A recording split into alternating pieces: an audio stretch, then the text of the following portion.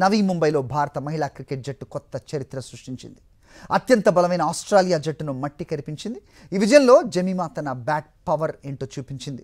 మొదటి బంతి నుంచి తాను ఆడిన చివరి బాల్ వరకు గెలుపే లక్ష్యంగా పరుగులు రాబట్టారు.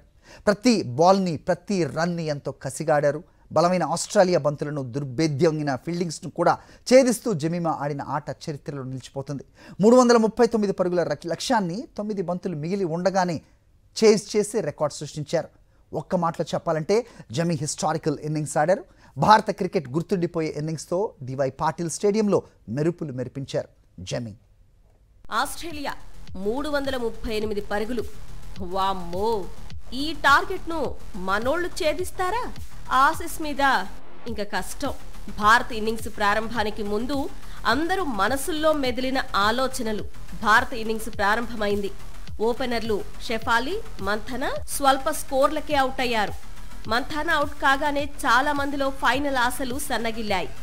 అప్పట్నుంచే డివై పాటిల్ స్టేడియంలో మెరుపులు మొదలయ్యాయి. క్రికెట్ అభిమానులకు భిన్నంగా జమీమా ఆలోచించడం మొదలుపెట్టింది. జమీకి కెప్టెన్ హర్మన్ జత కలిసింది. ఇద్దరు 170 పరుగులకు పైగా పార్ట్నర్షిప్ తో భారత ఆశలకు ప్రాణం. హర్మన్ అవుట్ అయిన తర్వాత జమీమా ఆడిన తీరు క్రికెట్ పండితులు ఎప్పటికీ కామెంటరీలో చెప్పుకోవచ్చు. జమీలో కసి ఆసీస్ ను కంగారు పెట్టింది. జమీమాను అవుట్ చేయడానికి ఆసీస్ బౌలర్లు చేసిన ప్రయత్నాలు ఫలించలేదు. జమీ తన ఇన్నింగ్స్ లో క్రికెట్ డిక్షనరీలో లేని షాట్లు ఆడింది. ఆసీస్ ఫీల్డర్లను గ్రౌండ్ నలువైపులా పరుగులు పెట్టించింది. జమీలో ఎంత కసి కనిపించిందంటే చివరి బంతి వరకు గ్రౌండ్ లో ఉండాలి. తాను ఆడే ప్రతి బంతి భారత్ ను విజయానికి దగ్గర చేయాలి అనే కసితో జమీ ఆడింది. జమీ ఇన్నింగ్స్ లో 6లు లేకపోవచ్చు, 4లు సింగిల్స్ తో భారత్ ఇన్నింగ్స్ ను బిల్డ్ చేసిన తీరు అమోఘం. హర్మన్ అవుట్ అయిన తర్వాత దీప్తి, రిచాతో జమీ ఇన్నింగ్స్ ను పరుగులు పెట్టించింది. తక్కువ బంతుల్లో ఎక్కువ పరుగులు రాబట్టారు. ఒక దశలో ఆసీస్ వైపు పూర్తిగా మొగ్గిన మ్యాచ్ ను తన సహనం, ఓర్పు, చాకచక్యంతో జమీ భారత్ వైపు తిప్పింది. రిచా అవుట్ అయిన తర్వాత భారత అభిమానుల్లో మళ్లీ ఆందోళన. రిచా తర్వాత వచ్చిన అమన్ జోత్ తనదైన శైలిలో ఆసీస్ బౌలర్లను కంగారు పెట్టింది. అమన్ జోత్ 4తో భారత ఫైనల్లోకి అడుగుపెట్టింది.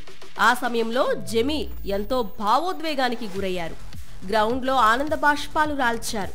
ఇక భారత ఆటగాళ్లు జమీని హత్తుకొని అభిమానం చాటుకున్నారు. ఆ సమయంలో కెప్టెన్ హర్మన్, కోచ్ ఆనందానికి అవధులు లేకుండా పోయాయి. తన తండ్రి కోచం వల్లనే తాను సుదీర్ఘ ఇన్నింగ్స్ ఆడానని జమీ చెప్పింది. డివై పాటిల్ స్టేడియంలో జమీమా ఆడిన ఆట భారత క్రికెట్ బుక్ లో శాశ్వత పేజీగా మిగిలిపోతుంది. నవంబర్ 2న భారత్ సౌత్ ఆఫ్రికాతో ఫైనల్లో తలపడుతుంది. ఆల్ ది బెస్ట్ మెరిన్ బ్లూ.